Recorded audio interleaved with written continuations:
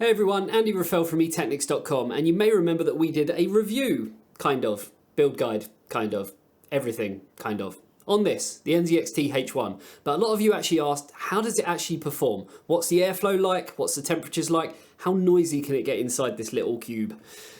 Well, it's not actually a cube, is it? Either way, let's do this. Unleash the Kraken Z63 AIO cooler from NZXT. Their latest all-in-one liquid cooler is unlike anything else on the market, featuring a built-in LCD display so you can completely customize the look of your CPU cooler with GIFs and cam data. Featuring powerful cooling from a 280mm radiator, a 7th gen Acertech pump, impressive socket support, and an amazing 6-year warranty. To find out more, click the link in the description below. So when we actually built this, obviously we set out to do exactly what NZXT claimed, which was, can you build this in around 15 minutes? That's basically what they claimed. And if you watched our other video, which if you haven't already, I'd definitely go and invite you to do that one. It took me a little bit longer, but most of that was the fact that, well, I lost the kettle lead and struggled finding a cable. Either way, I digress. Basically, NZXT put out some pretty bold claims with the H1, and one of them, I'm actually going to read, it says, and this is all to do with airflow, apparently the case has elegant airflow. So the dual chamber airflow is thermally designed to allow the CPU, GPU and PSU to pull in fresh air and exhaust hot air without affecting temperatures of neighbouring components. Now what we wanted to do was show various different aspects of this case and how it actually performs, whether it be from the GPU side, whether it be from the CPU side. So what I've actually done is I've installed just a few little applications. So to start with, we've got HW Monitor. And this is something that I guess to make it paramount that our tests are going to be fair, I wanted to get everything down to kind of temperatures that are going to be the same between each test. So straight away you can see our CPU is always going to fluctuate up and down. A minute ago it was reading 42 degrees, now it's 31. The lowest that we've had, and it's just literally been sitting here like this, is 29 degrees. So I want to get it sort of around to 29 to 31 degrees, plus or minus so many percent. And then we can sort of, run a test. Then when we come to do our next one, we'll let it kind of settle down a little bit and then go from there. Our GPU is pretty consistent actually at 49 degrees Celsius. So happy with them. We've also got our dBA meter, so we will be measuring the temperatures.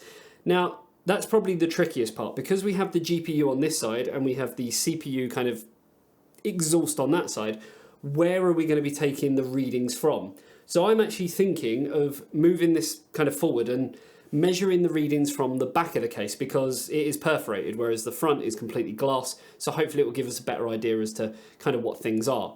Obviously, we will show you what the results are as standard, so you know what the temperatures are. We will show you kind of what an ambient noise test is in this room as well, and then we can go from there and actually start running the tests. So the ones that we've got lined up is W Prime and Cinebench R20. We want to sort of, stress the CPU, but solely the CPU for as much as we can. So we wanted to run multiple tests, so we've got Cinebench and W Prime.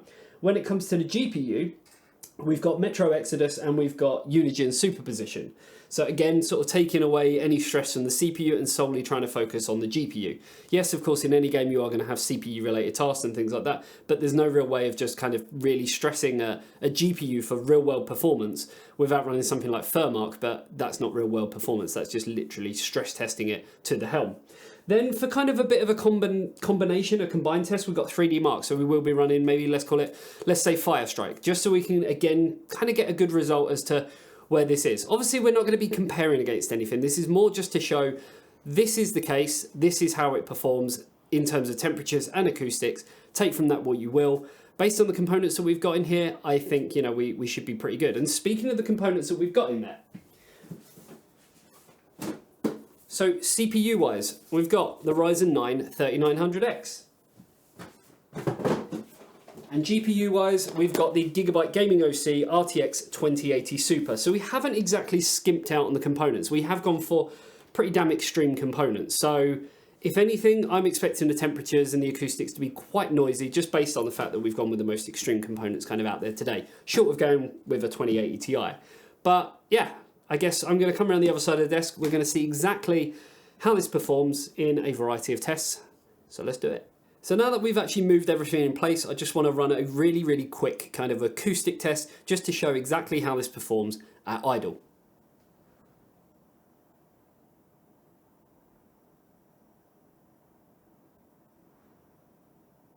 So first test is solely kind of CPU related. So we've got W prime set up. Obviously we want to set the thread count to the amount of threads that we actually have. So the 3900X has 24 threads.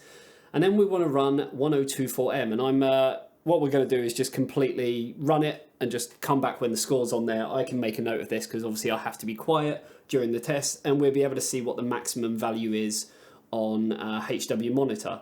So what I might actually do is if I close HW monitor, reopen it, it will tell us what the maximum is on there. So we are going to have to do this every time. So lots of kind of behind the scenes stuff, but it will give you guys a general idea, just so you can see kind of everything that we see, because you don't want to see the benchmarks running. It's a bit boring, and we want to try and make this as kind of fluid and quick as possible while giving you all of the results that you guys need as well. So yeah, let's run it and see what happens. So just while it's fresh in my head, sort of noise-wise, it went up to 44.2, 0.3 on average. So a little bit sort of above and beyond what we were getting at kind of your standard stock idle results, but nothing really, you know, out of the ordinary. Like I say, it's quite tricky trying to get these tests because some are going to be GPU related, some are going to be CPU related. So positioning could obviously come down a lot to it. I could personally hear a little bit of an audio difference. But yeah, moving on to the temperatures, we can see that the max temperature of the CPU actually went up to 68 degrees, so 154 Fahrenheit for anyone who still uses Fahrenheit. Pretty decent results, really, for a 3900X, bearing in mind 24 core processor. Obviously, I'm expecting that temperature to go up a lot more when we're doing something GPU and CPU related, in the way that kind of the air is going to be extracted from the GPU and potentially passed over the CPU area. But that's all done. So now let's move over to Cinebench R20 and get that running. So Cinebench R20 is now done. As I was taking a look at the acoustic levels, it got to about 44.7 decibels on average. So again, just not too much higher than kind of what we had at idle. So pretty decent results there. Let's look at the temperatures. We can see that the max temperature on the CPU has gone up to 67 degrees. So again, we're going to wait for that to go down, and then we move on to doing some GPU tests. And then obviously after that, we'll look at doing some combined tests in 3D Mark. So superposition's done. You may actually even still be able to hear the GPU just winding down a little bit. But before I forget to go through the acoustics, 51.1 decibels. So obviously it was a little bit higher. Now, this is a weird thing because I always say I'm a firm believer in it not really mattering if the noise is going to be, you know, through the roof while you're gaming, because in theory you're going to have either headphones on or you're going to actually have, you know, sound coming out the speakers. So it's going to be drowning out any noise that a GPU is going to be making. In terms of the temperatures, obviously the CPU did go up a little bit, went up to 63 degrees Celsius, and then the GPU from its 48 degrees at idle went up to 75 degrees. So well kind of within its limits, and obviously we are using a gigabyte card with a gaming OC, so with the wind force cooler. Still pretty happy with them results overall, and for anyone who cares, this is the sort of results that we got on that kind of spec system at 9,482. So now that's out of the way, obviously we're going to let it just wind down a little bit, cool down and everything. Going to make sure that the temperatures in the room, we're still at 22 degrees in here. We just want to make sure that everything's as fair as possible, and then we're going to be running the benchmark run at 4K in Metro Exodus. So let's do that. So Metro Exodus is run with the acoustics 49.1. Pretty much towards the tail end of the benchmark, it actually started ramping up quite quickly. So I'd actually hazard a guess that if we were to run a couple of runs, it would just kind of keep going up and up and up. Again, I'm not too bothered about acoustics when gaming, purely because, like I say, you're going to be listening to the actual game itself, whether that be through speakers or through wearing headphones. Now, when we look at the temperature, CPU actually shot up to 60 degrees. So again, I'm pretty comfortable with that, pretty happy with that, especially considering the CPU that we're using, the 3900X.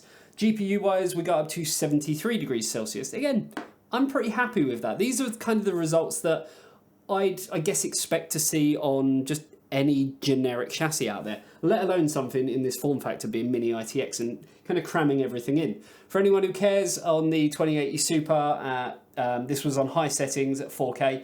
The average frame rate was 47.8. So, last test that we need to run is going to be 3D Mark. Trying to decide whether I'm going to go with Firestrike or TimeSpy. I might go with TimeSpy just because it is a 4K test, so it's going to be more intensive. So hopefully, you know, we can kind of try and get them temperatures up as high as we can. But so far, I'm pretty damn impressed. But first, we've got to wait for it all to cool down yet again. Tom, open the window.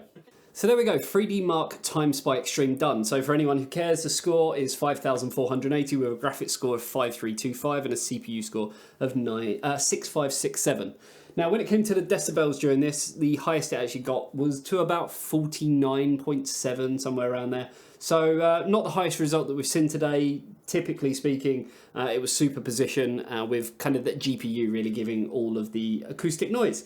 Now when it comes to temperatures, we are looking at the CPU got up to a maximum of 75 degrees and the GPU up to a maximum of 73 degrees. So what does this all mean? Well, it means that, I guess, the NZXT H1 has done what it was set out to do. It didn't compromise when it came to acoustics or temperature performance, however you want to kind of look at it. That's always going to be a problem and a stumbling block with mini-itx small form factor cases. There's always going to be an issue with heat.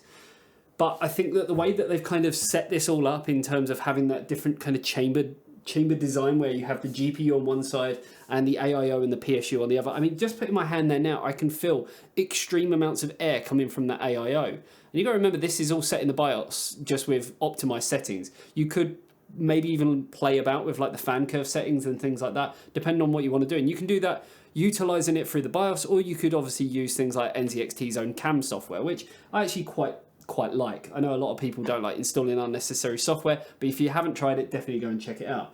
GPU side, I mean, this is always going to be a little bit warm, purely because it is sort of bringing in that air. And you have to remember GPUs work a little bit differently in terms of when they do get down to about 60 degrees, the fans shut off. It's kind of a safe point for them. Whereas with CPUs, it's just constantly going to be going on. So it's going to come down as low as it physically can. So ours went down to about 29 degrees. Obviously, depending on the ambient temperatures in the room, that could then come down again. Lots of things to consider, but I wanted to make this video setting out why, I guess, small form factor systems don't mean necessarily having to compromise. And the fact that NZXT and even my other video, they put out bold claims of you can build this in 15 minutes. It took me about 15 minutes. And then again, there's no compromise. You're going to get good performance. You're going to get good acoustics. And again, we've shown that you have. So I like, I guess, the no bullshit approach that NZXT have taken with this.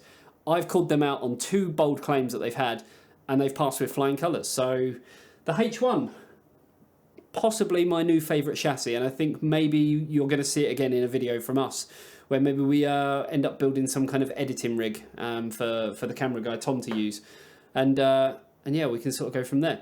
Hopefully you enjoyed this video. If you did, you know exactly what to do, and let me know if you want to see more stuff kind of like this, a bit off the cuff. There you go, guys. I'll see you in the next one. See you later. Bye bye.